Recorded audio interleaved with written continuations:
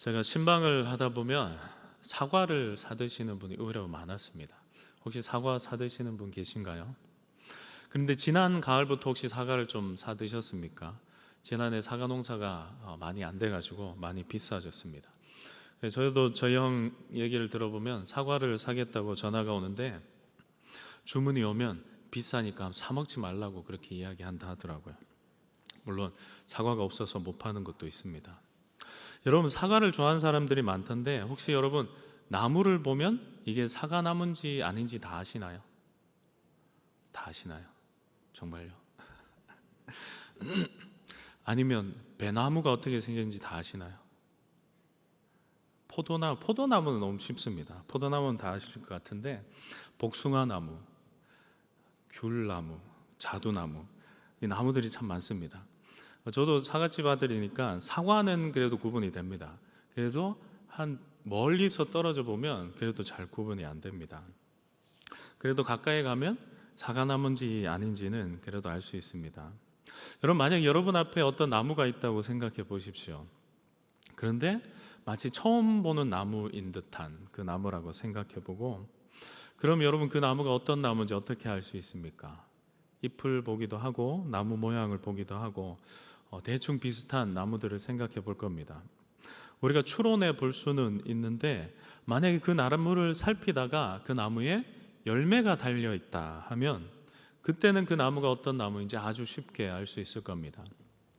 사과는 좋아하지만 사과나무를 보지 못하는 사람들도 있을 수 있는데 사과가 열려 있다면 사과나무일 거고, 배가 열려 있다면 배나무일 거고, 거기에 매실이 있다면, 여러분 매실나무는 잘 모르시죠? 매실이 열려 있다면 그게 매실나무라고 생각하게 될 겁니다.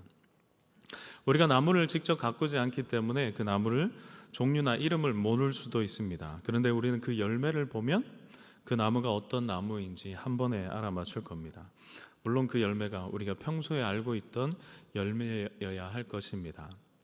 여러분, 오늘 20절 말씀 우리 다시 한번 읽어볼까요? 20절 말씀 이렇게 이야기합니다. 이러므로 그들의 열매로 그들을 알리라. 다시 한번 하겠습니다. 이러므로 그들의 열매로 그들을 알리라. 그 열매를 통해서 알 수 있다라고 이야기합니다. 여러분, 그렇다면 여러분은 좋은 나무인 것 같습니까? 여러분 좋은 나무인 것 같습니까? 여러분, 사람을 볼 때 무엇을 보면 그 사실을 알 수 있을까요? 우리가 오래 사귀었던 사람이라면 지금 있는 그 열매를 보지 않아도 때론 뒷모습만 봐도 어떤 사람인지 우리는 잘 알게 됩니다. 그런데 나를 잘 모르는 사람들은 나에게서 나오는 그 열매들을 보면서 나를 평가할 수밖에 없습니다.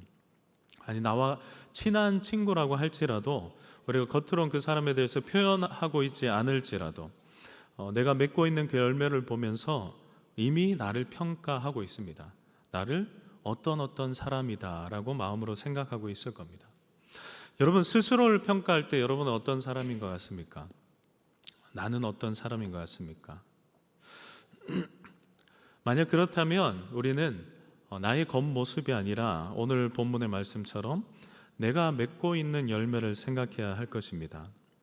내가 맺고 있는 열매를 생각할 때 그 열매가 내가 어떤 사람인지를 알려주는 것이기 때문입니다. 난 이런 사람이야, 난 이런 사람이야 라고 내가 아무리 이야기하고 외친다 해도 내가 그런 열매를 맺고 있지 않다면 나는 거짓말하는 사람일 뿐입니다. 해가 지나고 날씨가 바뀔 때 조금이라도 그 열매에 맞는 꽃을 피우고 향을 내고 작은 열매라도 맺는다면 사람들은 나를 보면서 넌 정말 그 나무가 맞구나, 넌 정말 그 열매를 맺고 있구나 라고 여길 겁니다. 그런데 아직 그 열매가 작다면 가을을 기대하며 나를 바라보고 있겠지요. 그런데 시간이 지나도 열매는커녕 꽃도 보이지 않는다면, 꽃도 보이지 않고 한 해 한 해 그저 나무만 커가는 모습이라면 오늘 본문처럼 농부는 그 나무에 도끼를 댈 수밖에 없습니다. 그 나무가 다른 나무까지 망칠 수 있기 때문입니다. 그러니 내가 나를 평가할 때 내가 평소 생각하는 것, 내가 가지고 있는 지식들, 내가 하는 나의 평가가 아닐 수도 있습니다. 내가 이루는 일들도 나의 열매라고 말할 수 없을 겁니다. 오늘 본문을 보면 이 열매와 사실 안 어울리는 듯한 이야기입니다. 그런 주제입니다. 왜냐하면 거짓 선지자에 대한 말씀으로 시작하기 때문에 그렇습니다. 15절 말씀의 시작은 이렇습니다. 거짓 선지자들을 삼가라. 거짓 선지자들을 삼가라. 그렇게 시작하는데, 그렇게 이어진 말씀들을 보면 그들에게 마치 열매가 있는 것 같은 말씀을 하고 있습니다. 15절을 보면 그들은 양의 옷을 입고 있습니다. 다르게 말하면 우리가 보이는 그 모습으로는 구별할 수 없다라는 겁니다. 그들도 예배를 드리고 그들도 기도를 하고 헌금을 합니다. 헌신하고 오히려 다른 누구보다 봉사하고 열심히 할 수도 있습니다. 오히려 보이는 모습은 더 좋은 열매처럼 보일지도 모릅니다. 21절과 22절을 보면 그들은 주님의 이름을 부르는 사람이기도 합니다. 여러분, 우리도 주님을 부르지 않습니까? 기도할 때 주님을 찾지 않습니까? 그리고 능력 있는 삶을 위해 붙들고 기도하지 않습니까? 22절을 보면 그들은 주님의 이름으로 선지자 노릇하는데 주의 이름으로 귀신도 쫓아냅니다. 여러분, 귀신 쫓아내 보셨습니까? 이런 많은 권능을 행한다고 합니다. 오늘 본문에 나오는 이 선지자의 모습, 비록 거짓 선지자라고 하지만 여러분, 우리가 바라는 모습이 아닌가요? 내가 신앙생활 할 때 나도 이렇게 됐으면 하고 바라는 모습이 아닌가요? 주님의 이름을 부르고 기도하고 권능으로 귀신을 쫓아내고 이외에 많은 이적을 행하는 모습들, 혹 치유의 권능이라도 행하는 사람이 있다면 우리는 그 사람에게 돈을 싸들고 가서라도 기도받고 고침을 받기를 소망하지 않습니까? 그럴 때 많은 사람들이 몰려듭니다. 그렇지 않나요? 이 성경의 본문은 오히려 먼 이야기를 이야기하고 있지 않습니다. 지금 또 일어나는 이야기를 우리에게 하고 있는 것입니다. 사람들은 그들이 행하는 이런 모습을 보면서 그들을 높이기도 하고 그들을 통해 행하시는 그 하나님을 찬양하기도 합니다. 여러분, 그때 예수님은 이렇게 말씀하십니다. 우리 23절의 말씀을 같이 읽어보겠습니다. 시작. 그때 내가 그들에게 밝히 말하되 내가 너희를 도무지 알지 못하니 불법을 행하는 자들아 내게서 떠나가라 하리라. 여러분, 이 말씀이 어떻습니까? 여러분, 이 말씀이 무섭지 않습니까? 우리가 바라고 우리가 쫓고 있는 그 모습, 그런데 예수님은 그런 모습을 향해서 나는 너희를 도무지 알지 못한다. 불법을 행하는 자들아 내게서 물러가라. 난 널 모른다. 나의 삶을 다해서 하나님을 위한다고 살아왔는데 예수님이 만약 우리에게 이렇게 이야기하신다면 어떨까요? 불법을 행하는 자들아. 여러분, 불법이 무엇인가요? 법의 어긋남을 이야기하는데 법의 어긋나는 그 모든 행위 안에 우리는 불법이란 말을 넣습니다. 불법 유턴, 불법 파업, 불법 판매, 불법 주정차. 우리는 알면서도 때때로는 어기는 것들이 있지요. 여러분, 예수님 오늘 본문을 통해서 이단을 향해서 말하는 게 아닙니다. 하나님을 믿지 않는 이들을 향해서 말하는 것이 아닙니다. 바로 너희, 하나님을 믿고 기도하는 너희들, 말씀을 듣고 하나님의 자녀라고 생각하며 살아가는 너희들, 말씀을 전하는 너희들, 다른 말로 하면 바로 나에게, 지금 나에게 하고 있는 말씀입니다. 여러분, 그런데 예수님이 왜 이렇게 이야기하실까요? 난 너 모른다. 난 널 모른다. 이 말씀 안에서는 우리가 불법을 행하고 있다라고 이야기합니다. 너희는 나의 뜻과는 다른 것을 행하고 있다. 그러니 너희는 나와는 상관없는 사람이다라고 이야기하는 겁니다. 나의 이름을 찾고 나의 이름으로 행하고 있다고 말하지만 사실 너희가 행하는 것은 나와는 아무 상관없다라고 이야기하고 있는 것입니다. 여러분, 이 이야기를 16절, 10에서 19절에서는 좋은 열매와 나쁜 열매로 구분하여서 이야기하고 있습니다. 그런데 이 열매는 겉으로 보기에는 판단하지 못할 수도 있습니다. 모두 열매를 맺고 있기 때문에 그렇습니다. 그리고 그 열매를 맺기 위해서는 아마 부단히 노력하고 있을 겁니다. 그런데 때로는 좋은 열매를 맺고 있다고 여겼지만 아닐 때가 있다는 것입니다.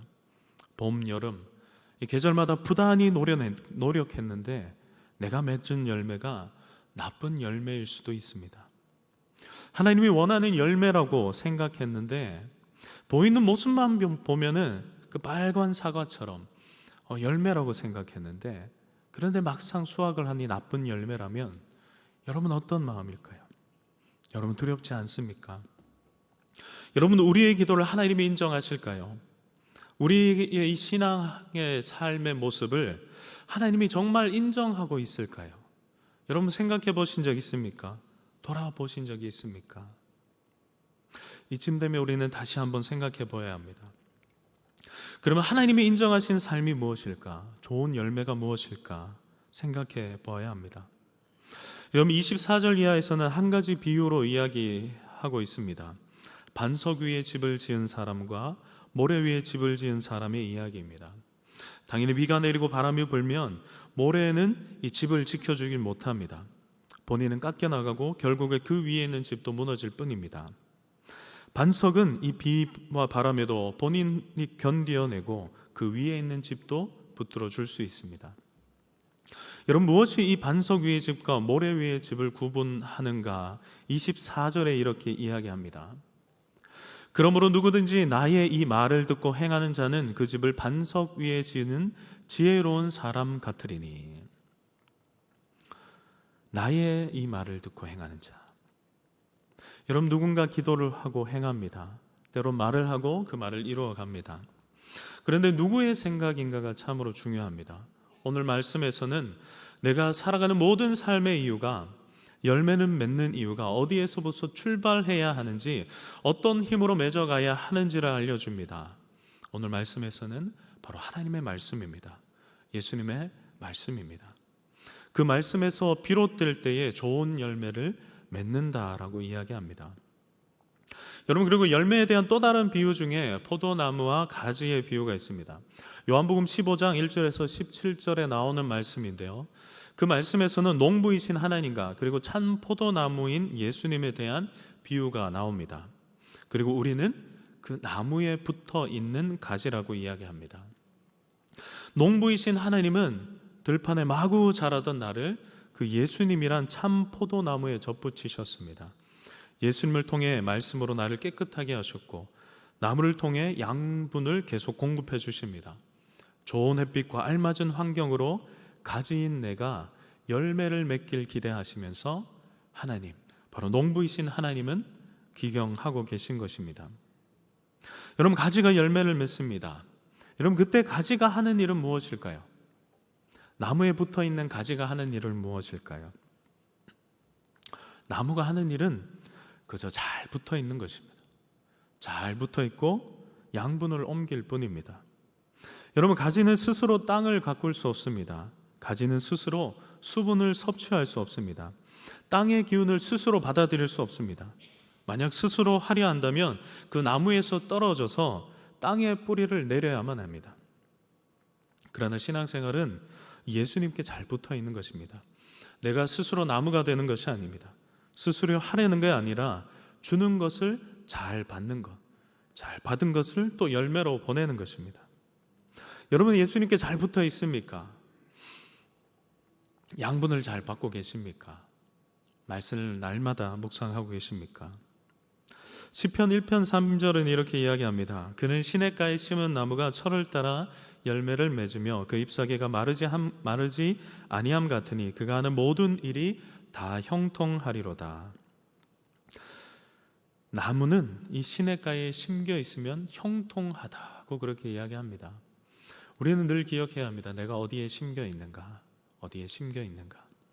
히브리서 4장 16절은 또한 이렇게 말합니다. 그러므로 우리는 긍휼하심을 받고 때를 따라 돕는 은혜를 얻기 위하여 은혜의 보좌 앞에 담대히 나아갈 것이니라.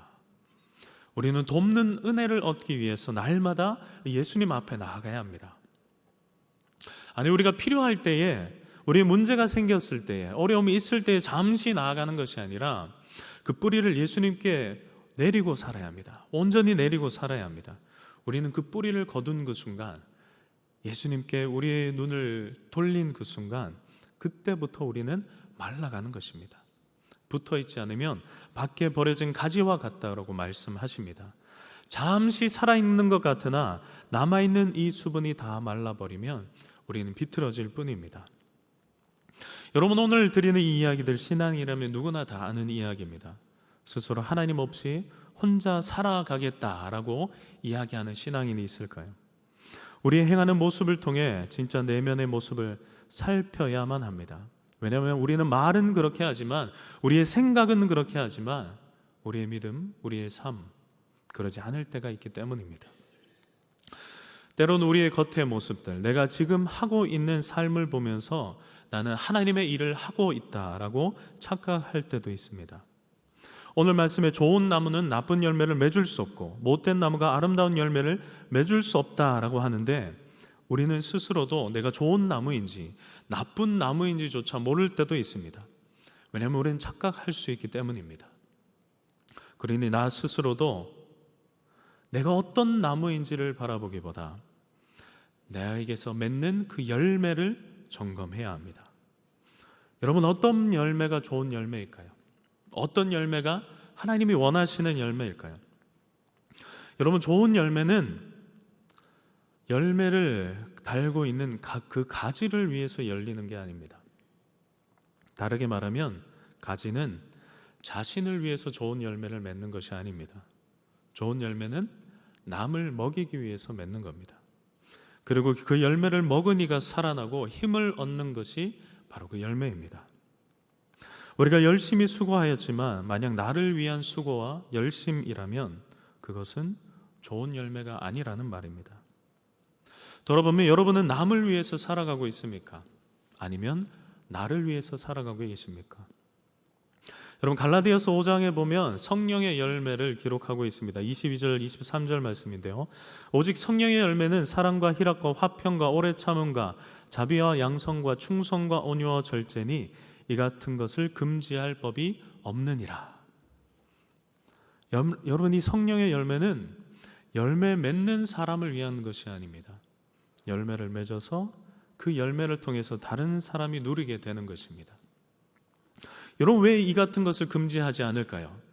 왜냐하면 금지하지 않아도 많은 사람이 맺으려고 노력하지 않기 때문입니다. 여러분, 이 열매를 맺는 이들이 나를 위해서가 아니라 이제 주위에 있는 사람들을 돌아보게 되고 그들이 나를 통해서 하나님을 경험하게 되는 겁니다. 그들이 그 열매를 누리는 것입니다. 그런데 우리가 바라는 것은 무엇입니까? 평소에 우리가 되고자 하는 것은 무엇입니까? 우리는 이렇게 남을 위한 열매를 맺고 그들을 먹이는 것보다 오늘 이 거짓 선지자의 모습들, 그 모습처럼 내가 누릴 수 있는 열매를 우리는 원합니다. 여러분의 기도를 돌아보시기 바랍니다. 어떤 기도를 하고 계십니까? 나를 위한 기도, 나의 가정을 위한 기도, 나의 교회를 위한 기도. 우리는 그 기도를 다 하고서야 다른 기도를 하지 않습니까? 우리의 삶을 돌아볼 때 그렇지 않습니까? 우리는 교회 안에 속해 있기 때문에 그것이 당연하다고 여깁니다. 사람들이 보고 따를 만한 일들, 보이는 데에서 주님을 찾고 다른 사람을 가르치는 선지자 노릇을 하고 귀신을 쫓아내고 권능을 행하는 이 모습을 통해 우리는 그런 모습을 보면 그 사람을 높이기도 하고 내가 잘하고 있구나라고 생각하기도 합니다. 그런데 이 모든 것들은 바로 나를 유혹하는 일들입니다. 오히려 내가 그렇게 하고 있다면 더 조심해야 합니다. 왜냐하면 그런 모습을 통해서 내가 맺고 있는 열매를 착각하기 때문입니다. 그런데 우리에게 이런 은사가 있다 하더라도 우리는 늘 조심해야 합니다. 이 보이는 은사로 나의 신앙, 나의 열매를 판단하거나 생각하지 않아야 합니다. 그래도 우리는 계속 생각해야 합니다. 나의 신앙의 모습들, 나는 정말 남을 먹이고 있는가? 나는 남을 위로하고 있는가? 나는 이 성령의 열매를 이 성령님 안에서 맺어가면서 나의 이익이 아니라 다른 사람을 위해 그렇게 살아가고 있는가? 그런데 이런 열매는 그저 맺고 땅에 떨어져 사라지는 것이 아닙니다. 이 열매를 먹은 이들을 통해 새로운 싹이 나고 그들은 새로운 가지가 되어서 또 다른 열매를 맺는 것입니다. 그리고 그것이 정말 우리의 신앙이 가짜가 아님을 증명하는 일이 될 것입니다. 여러분에게 그런 열매가 있다면 그 열매를 통해서 여러분이 진짜 좋은 나무임을 하나님은 그렇게 여겨주실 겁니다. 여러분, 하나님의 이 말씀에 순종하여서 좋은 열매를 맺었던 분을 우리는 알고 있습니다. 하나님의 말씀에 온전히 순종하셨던 그 예수님이십니다. 예수님께서 좋은 열매를 맺어서 본인이 먹으셨던 게 아니라 바로 우리에게 먹여 주셨고, 우리가 살아났고, 우리가 이 자리에 함께 모여 예배하고 있는 것이 아닙니까? 그래서 성경은 예수님이 바로 참 포도나무임을 이야기하는 것입니다. 그리고 우리는 그 예수님께 붙어 있는 가지입니다. 그러면 예수님은 우리에게 무엇을 원하실까요? 우리에게 무엇을 요구하실까요? 예수님은 바로 이러한 새로운 삶을 요청하시는 겁니다. 좋은 열매를 맺는 삶, 좋은 열매를 맺어서 남을 먹이는 삶, 다른 사람을 살아나게 하는 삶, 그것이 바로 제자들에게 요청하셨던 삶이고 바로 지금 우리에게도 요청하시는 삶입니다.